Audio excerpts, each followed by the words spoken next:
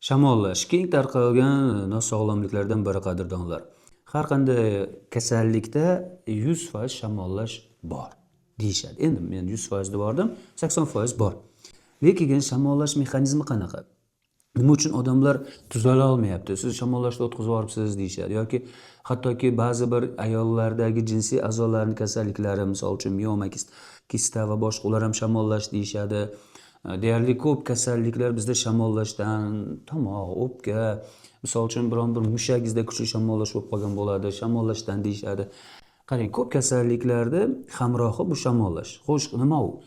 Bu shunaqangi jarayonki, qarang, bir hujayralaringiz biron bir joyda yo jabrlanadi, yo uriladi, eziladi, yo bo'lmasa u yerga virus kiradi yoki mikrob kiradi.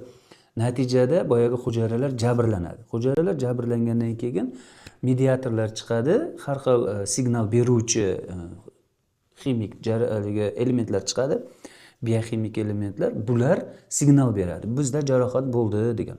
Va ikkinchi etap boshlanadi. Qon tomiri kengayadi, qon ko'p keladi va bu yerga suyuqliklarni chiqarib, maxsus ferment, har xil kerakli bo'lgan, tiklash uchun kerak bo'lgan elementlar chiqib, bu hujayralar qamrab olinib, hujayralar tiklanish jarayoni ishga tushadi.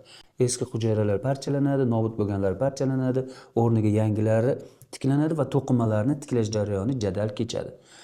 Keyingi etapda esa hujayralar tiklangandan keyin u yerlar tozalanib, o'z holiga qaytariladi.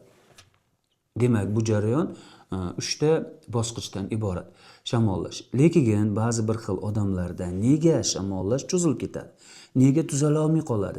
Nega boyagi shamollash jarayoni bo'lganda organizm o'zini tiklashi sekinlashib haftalarga cho'zilib ketadi? Bu haqida biz siz bilan bafurcha hozir mana videoda gaplashamiz.